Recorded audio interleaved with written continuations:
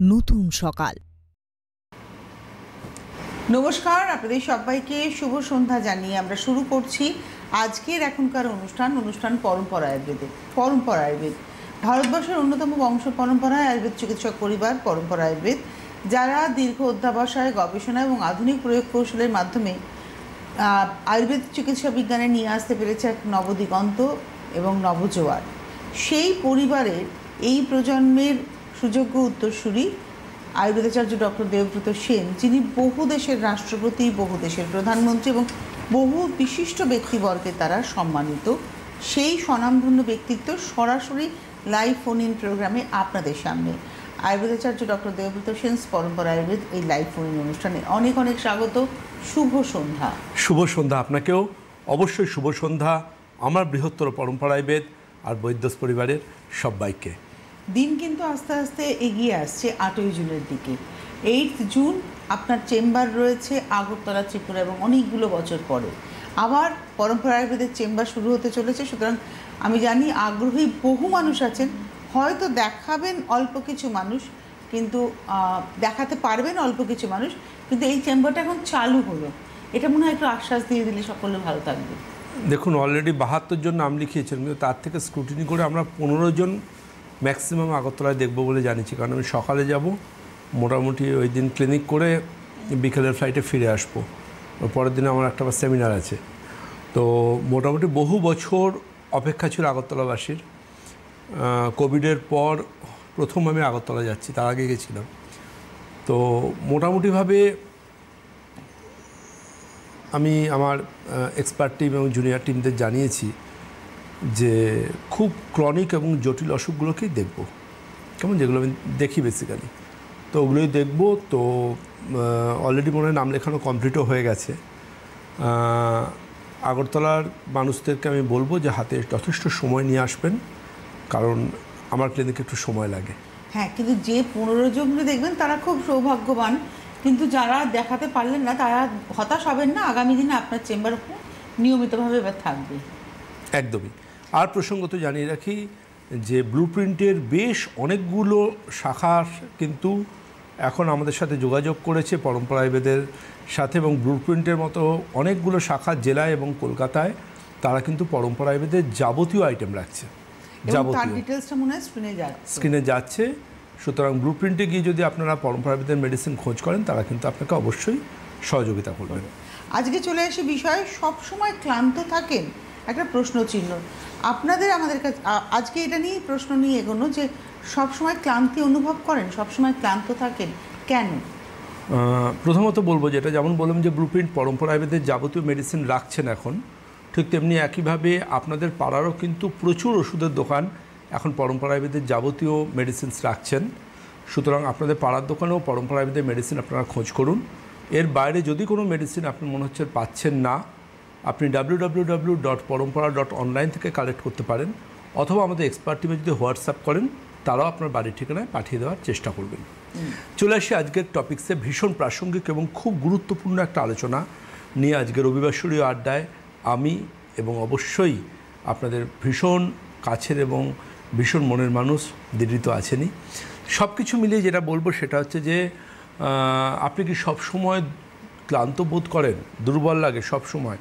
ঘুম থেকে উঠলেন, উঠে মনে হচ্ছে সারা রাত্রে যতটুকু ঘুমোন আপনি, ঘুম থেকে উঠে মনে হচ্ছে প্রচণ্ড মর্নিং সিকনেস, প্রচণ্ড দুর্বল লাগছে, কোনো কাজে যাবেন কোনো উদ্যম পাচ্ছেন না, সব সময় ক্লান্ত, লেথার্জি। অফিস থেকে বাড়ি আসার পর আপনার কিডস আপনার কাছ থেকে একটু কোয়ালিটি টাইম চাইছে, কিন্তু আপনি সেটা দিতে পারছেন না, আপনি ক্লান্ত। ব্যাট আর বলটা নিয়ে এগিয়ে এলো, বাবা একটু বল করাও, আমি একটু ব্যাট করব, বা তুমি একটু ব্যাট করো আমি বল করব, না আজকে বাদ দে বাবা, অন্য দিন দেখছি। আপনি কি সিঁড়ি দিয়ে 2-3টে সিঁড়ি লাফিয়ে উঠতে পারছেন না? মনে হচ্ছে কোথাও যেন সমস্যা হচ্ছে, সিঁড়ির রেলিংয়ে হাত চলে যাচ্ছে। মাটিতে বসা থেকে উঠবার সময় সোজা উঠতে পারছেন, নাকি একটু হাতটা মাটিতে দিয়ে বা একটা পা ভেঙে আরেকটা পা দিয়ে উঠে দাঁড়াচ্ছেন? খুব ইম্পর্ট্যান্ট, আপনি যদি মাটিতে বাবু হয়ে বসে আছেন, সোজা উঠতে পারছেন কিনা, এটা কিন্তু আপনার বডির বায়োলজিক্যাল এজটা ভীষণ বেশি গুরুত্বপূর্ণ। আপনি ঘরের ভেতর পেছন দিকে না থেকে সোজা পেছন দিকে হাঁটতে পারছেন কিনা, স্ট্রেট একটা দেয়ালে লাইনে, নাকি আপনি একটা চেয়ার রাখুন দেয়ালে, আপনি একটা হল ঘরে হেঁটে যান পেছন দিকে, আপনি ব্যাকওয়াক করে কি চেয়ারটা দিয়ে গেলেন না অন্যদিকে চলে গেলেন, ডান দিক বা বাঁ দিক, এটা কিন্তু খুব গুরুত্বপূর্ণ। আসবো এই সমস্যা নিয়ে, তার আগে আজকে লাইভে প্রথম ফোন। নমস্কার, কে রয়েছেন? হ্যালো, হ্যালো, কে বলছেন, কোথা থেকে বলছেন? আমার নাম শিপ্রা দেব, আমি আগরতলা থেকে বলছি। বলুন শিপ্রা।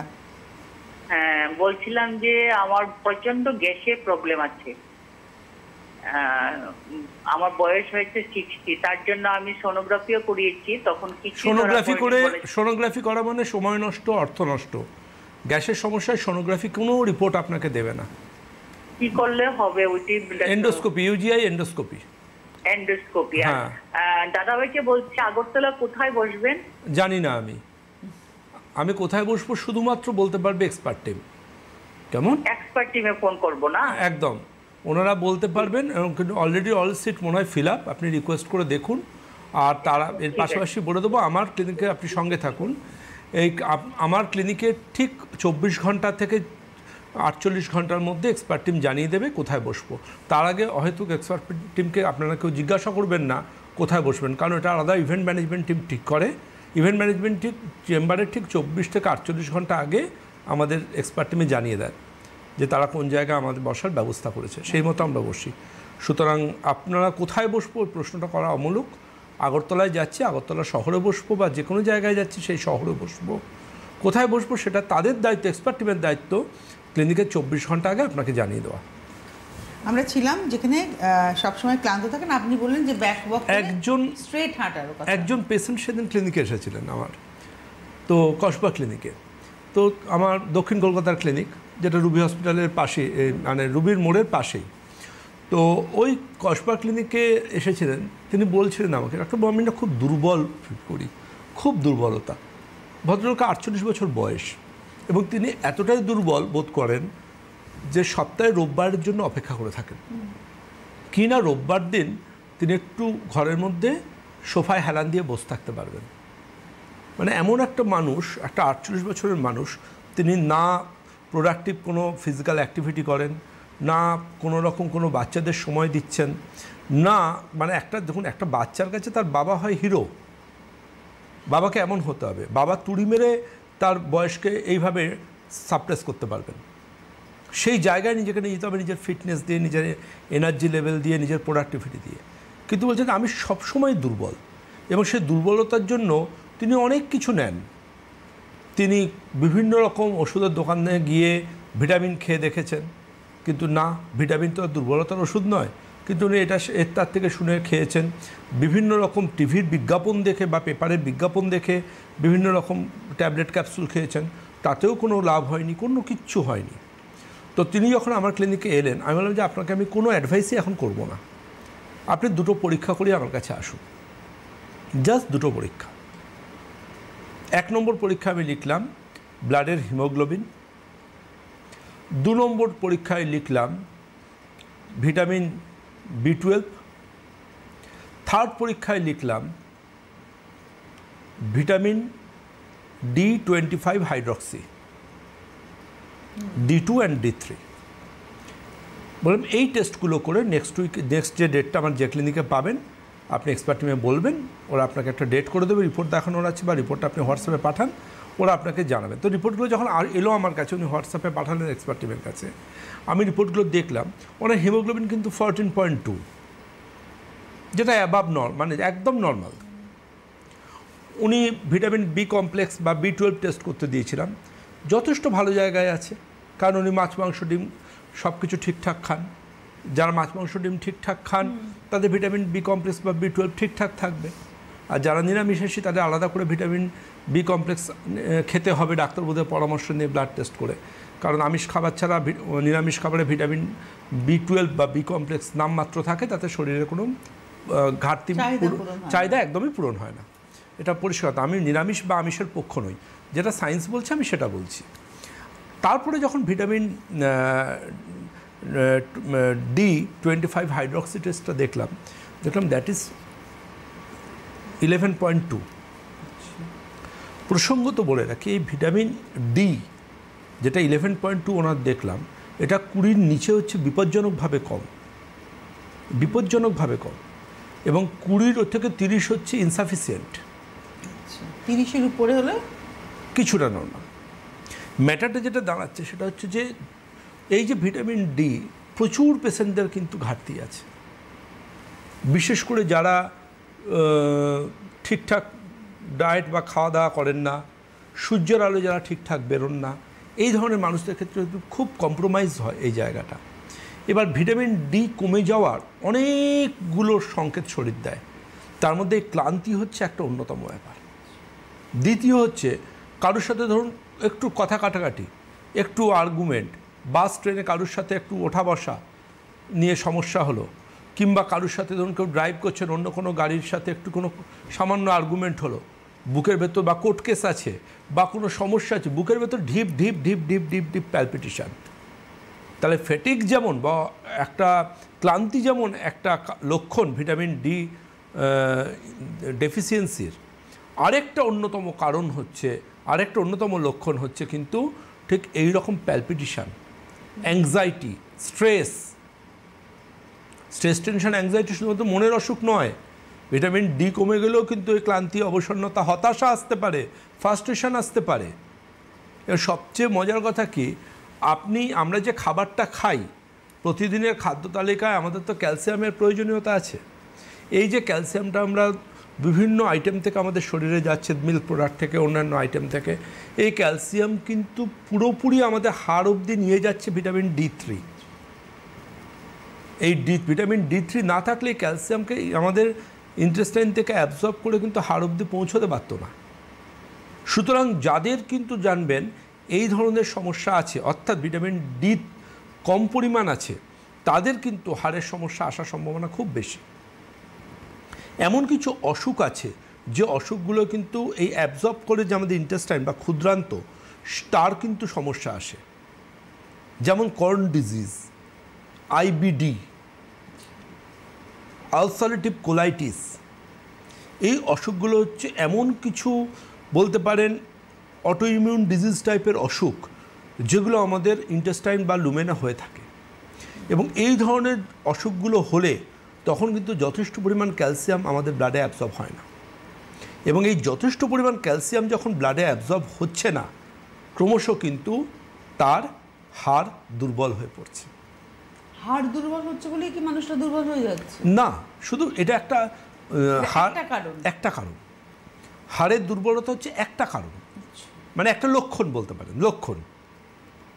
আবার যদি এমন কেউ মনে করেন যে আমি ক্লাস 9-এর বইয়ে পড়েছি, যে কোনো ভিটামিন, আমি বারবার বারণ করি না যে নিজের ইচ্ছে মতো দোকান থেকে ভিটামিন কিনে খাবেন না। যে কোনো ভিটামিনের জানবেন অভাবজনিত কারণ থাকে, আধিক্যজনিত কারণ থাকে।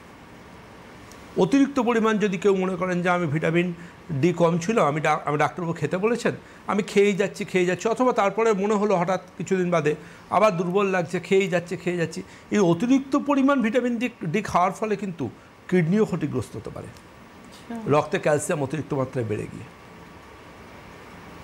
সুতরাং অতি কোনো কিছুই ভালো নয়। সুতরাং যেটাই হবে না কেন আপনাকে কিন্তু আপনার ডাক্তারবাবুর সাথে পরামর্শ করতে হবে। আপনার ডাক্তারবাবু একজন অভিজ্ঞ যশস্বী চিকিৎসক, তিনি কিন্তু সহজে ডায়াগনোসিস করবেন আপনার সমস্যা কী। কারণ অভিজ্ঞ ডাক্তারবাবুদের কাছে চোখটাই তাদের কাছে কিন্তু এক্সরে, তারা পেশেন্টের সমস্যা পেশেন্টের আগে তারা নিজেরা বলতে পারবেন।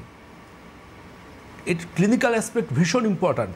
আমাদের স্টেথোটা হচ্ছে জানবেন আমাদের ডাক্তারবাবুদের সবচেয়ে বড়, অর্জুনের যেমন গান্ডিপ, আমাদের তেমন স্টেথো। কেউ আছেন? নমস্কার, কে রয়েছেন? হ্যালো, আমি সিকেরাত বলছি। আমার মিসেসের ব্যাপারে একটু কথা বলবো। আপনার নামটা আরেকবার বলুন আর কোথা থেকে বলছেন? হ্যাঁ, আমি বলছি বাঘাযতীন থেকে। আমার নাম হচ্ছে সিকে নাম, কন্ট্রোল কুমার নাম। আচ্ছা, বলুন। হ্যাঁ, আমি বলছি যে আমার মিসেসের কিডনিতে একটু সিস্ট আছে, আমার রিপোর্টটা আমার হাতেই আছে। কর্টিক্যাল সিস্ট লেখা আছে? হ্যাঁ, এটা টু স্মল সিম্পল সিস্ট। না, কর্টিক্যাল সিস্ট লেখা আছে? I've seen in left kidney a simple cyst, one such in interpolar region, measuring approximately 1.8. আপনি আমার কথা শুনতে পাচ্ছেন? আপনি আমার কথা শুনতে পাচ্ছেন? হ্যাঁ, বলুন। কর্টিক্যাল সিস্ট এই কথাটা কি রিপোর্টে লেখা আছে? সিম্পল সিস্ট লেখা আছে। সিম্পল কর্টিক্যাল সিস্ট লেখা নেই। A simple cortical cyst. এতক্ষণ ধরে তো এটাই বোঝাবার চেষ্টা উনি করছি আপনাকে। কর্টিক্যাল শব্দটা জানতে চাইছিলেন লেখা আছে কিনা। আপনি একদম ভয় পাবেন না, এই সিস্ট কোনো ক্ষতি করবে না ওনার, ফোনের লাইভে বলে দিলাম।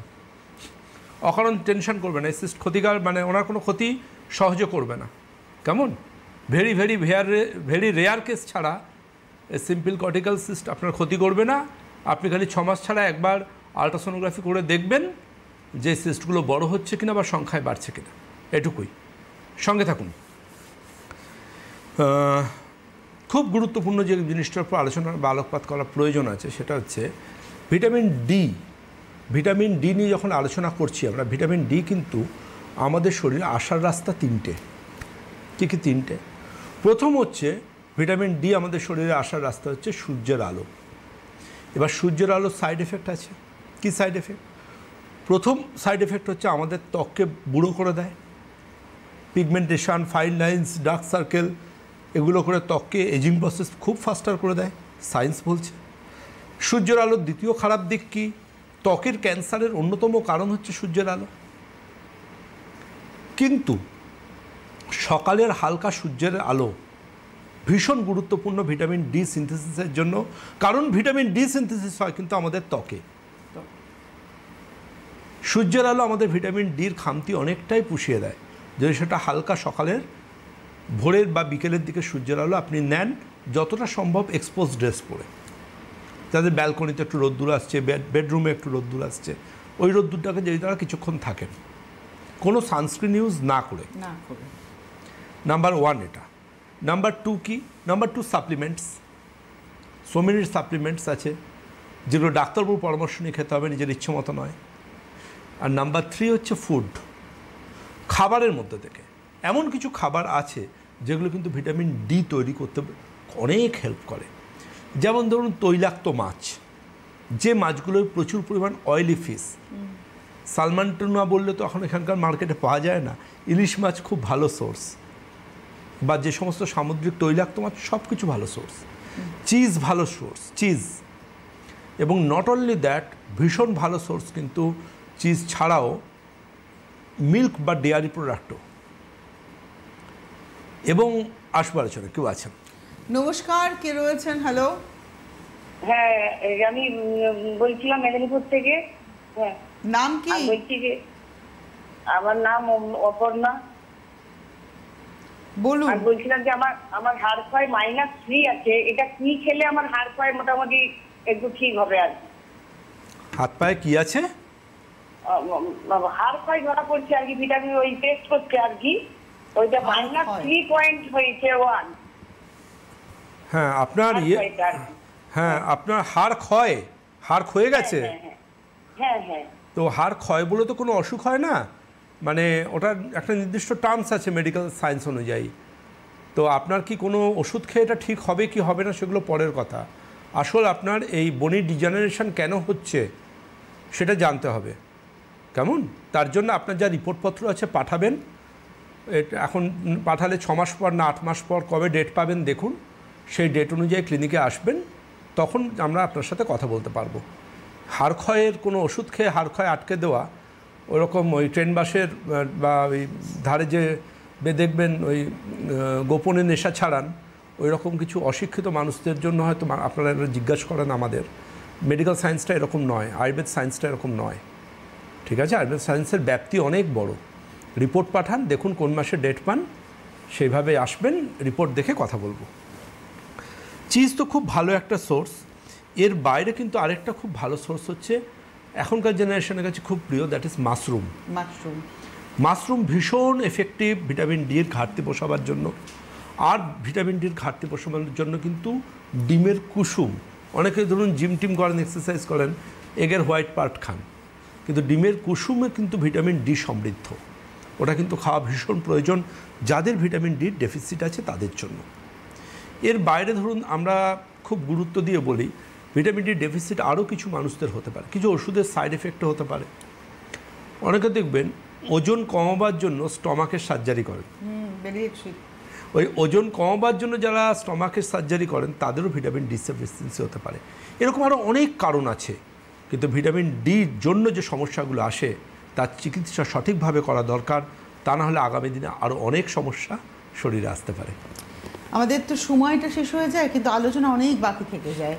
আগামী 8ই জুন চেম্বার রয়েছে আগরতলা ত্রিপুরা, 12ই জুন আরামবাগ, 13ই জুন বাঁকুড়া এবং 15ই জুন পুরুলিয়াতে চেম্বার। এছাড়া কলকাতার চেম্বার, হাওড়ায় চেম্বার, হাওড়া শিবপুর চেম্বার, পাশাপাশি কসবা কানেক্টর দক্ষিণ কলকাতার জন্য চেম্বার, উত্তর কলকাতা উত্তর শহরতলির জন্য চেম্বার হচ্ছে একেবারে উল্টোডাঙ্গা স্টেশন লাগোয়া, এবং আসানসোল নিয়মিত চেম্বার। আজকে এই মুহূর্তে এই পর্যন্ত। অনেক ধন্যবাদ জানাবো ডক্টর সেনকে। ধন্যবাদ আপনাদের। নমস্কার। নো স্টেন, অনলি গেইন। পরম্পরা আয়ুর্বেদের সুদন্ত toothpaste.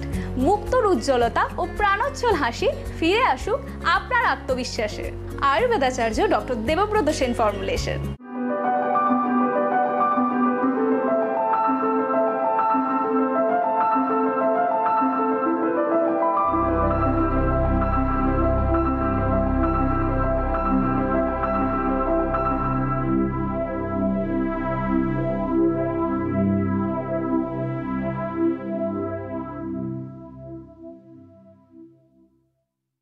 Our peach and honey moisturizer is full of pure peach milk and forest honey, free from harmful chemicals, humectants that seal moisture deep within your skin. Apply and experience Parampara Ayurveda, where nature meets nourishment.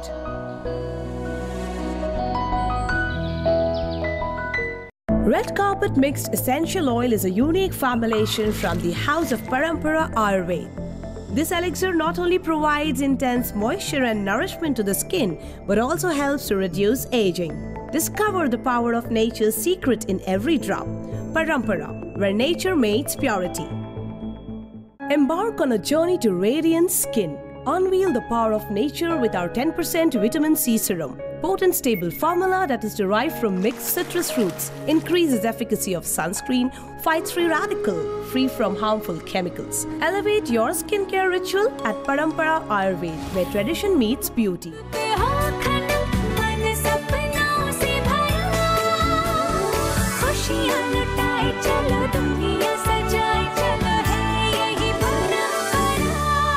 আয়ুর্বেদাচার্য ডাক্তার দেবব্রত সেনের পরম্পরা আয়ুর্বেদ, ভারতের অন্যতম বংশানুক্রমিক আয়ুর্বেদ চিকিৎসক পরিবার। আয়ুর্বেদাচার্য ডাক্তার দেবব্রত সেনের Parampara Ayurveda. For clinic appointments 9830 339 339।